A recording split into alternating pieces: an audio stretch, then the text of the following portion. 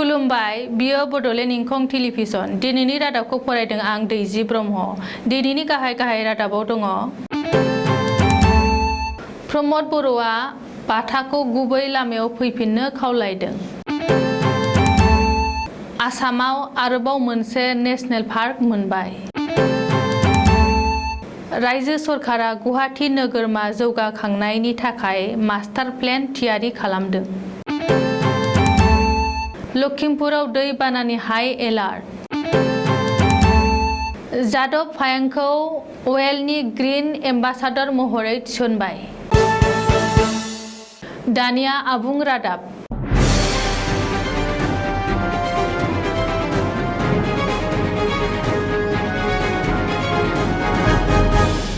थामथि बर' गोरोबथा एबा बिटिआर गोरोबथा खालामनानै हाथियार गनायनायनि उनाव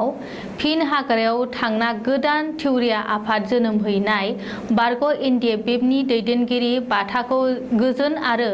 जौगानायनि थाखाय गुबै लामायाव फैफिननो खावलायदों बिटिसिनि गाहाय प्रमद बर'आ प्रमद बर'आ सनिबारखालि हाग्रा बिफाननि मावफुं सोद्रोमा रनजित बसुमतारीखौ लोगोआव लाना मानास नेशनेल पार्कआव दावबायना मानासनि बिबानगिरि आरो सामलायगिरिफोरजों सावरायनायनि उनाव खौरांगिरिफोरजों मोगा-मोगियाव बुंदों दि बिटिआर ओनसोलाव उदखारि जेंना जेंगोनाफोरखौ फोजोबस्रांनायनि सार्थआव बाथाया गुबै लामायाव फैफिननांगौ आरो गोदानै जोनोम मोननाय थिउरिया आफाद एनएलएफबिनि दैदेनगिरिफोरखौ गुबै लामायाव फैफिननो आरो सावरायफैनो खावलायदों प्रमद बर'आ ओरैहाय एनएलएफबिनि सोद्रोमाफोरा साननैसो उनाव गोजोन आरो जौगानायनि सार्थआव सोरखारजों सावरायनो दावगाबोगोन होनना हाग्रा बिफाननि रनजित बसुमतारीयाबो खौरांगिरिनि सिगाङाव दाबि खालामदों बबेखानि एनडिएफबिनि 34 बोसोरनि गोलाव हाथियारजों सोमावसारनायनि मोनदांथिजों रनजित बसुमतारीया बुंदों दि हाथियारजों खालामनो हायै खामानिखौ कलमजों खालामनो हायो आरो बाथाया हाग्रानिफ्राय ओंखारबोनानै सावरायनायाव जिरायोब्ला बिटिआरनि रायजो राजाफोरनि खामानि मावनो इउपिपिएलनि सोरखारा गोबां खाबु होगोन होननानैबो बुंथियो रनजित बसुमतारीया बुहुमनां आबहावा सानखालि आसामा आरोबाव मोनसे नेशनेल पार्क मोननो हादों बेजों लोगोसे आसामाव गासै मोन' नेशनेल पार्क जाबाय क'क्राझार जिल्लानि बेन्दोंआव थानाय सनाथि मोख्रा एबा गल्डेन लेंगुरनि थाखाय मुंदांखा रिफु हाग्रा ओनसोलखौ रायमना नेशनेल पार्क महरै आसाम सोरखारा फोसावबाय मख'नो गोनांदि 5 जुन बुहुमनां आबहावा सानखालि बड'लेण्ड खुंथायनि सिङाव आरो भुटान हादरजों नांजाबनानै थानाय गासै 4022 स्कुवेर किल'मिटार गुवार रायमना हाग्रा ओनसोलखौ आसामनि 6थि नेशनेल पार्क महरै फोसावदों आसाम सरकारा गिबि मन्त्रि डक्टर हिमन्त बिश्व शर्माया मैया बुहुमनां आबहावा सान फालिनाय बुब्लियाव रायमना हाग्रा ओनसोलखौ नेशनेल पार्क महरै फोसावदों आसामनि गुबुन मोनबा नेशनेल पार्कआ जादों काजिरङा मानास नामेरि अरां आरो डिब्रु सायख'वा मख'नो गोनांदि रायमनाखौ नेशनेल पार्क महरै फोसावनायनि उनावनो बड'लेण्ड हालामा मोननै नेशनेल पार्क मोननो हाबाय गिबि मन्थ्रिया फोरमायथिनाय बायदिब्ला दिहिं पार्कायर वाइल्ड लाइफ सेंक्सुरिखौबो नेशनेल पार्कसिम जौगाखांहोनायनि खामानिया सोलिगासिनो दं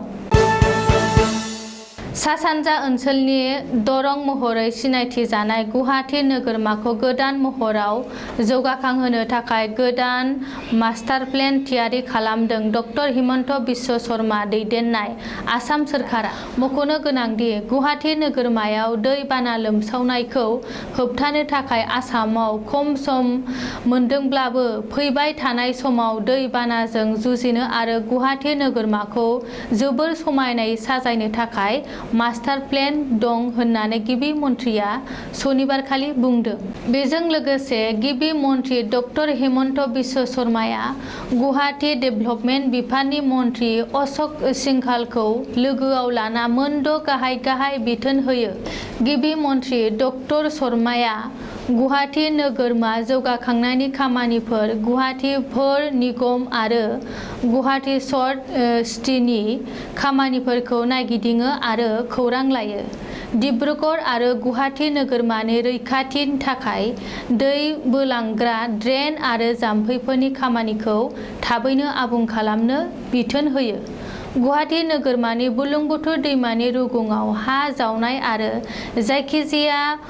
कनस्ट्राक्शननि खामानिफोरखौ बन्द खालामनानै दै बोहैलांनो हानाय लामा बानायनो होनो आरो माखासे जायगाखौ लांदां खालामनो थाखाय गुवाहाटी डेभेलपमेन्ट बिफानखौ गिबि मन्थ्रिया बिथोन होदों। फेन्सि बाजाराव थानाय गोजाम जोबथेसालिनि 56 बिघा हायाव दानथामनि गेजेरावनो मोनसे बटानिकेल गार्डेन बानायनो गिबि मन्थ्रिनि गोख्रों बिथोन। बेनि अनगायैबो गुवाहाटी भोर निगमनि निजायै खाजोना बारायनायनि सायाव थाबैनो राहा लानो आरो निगमनि खामानिफोरखौ थाबैनो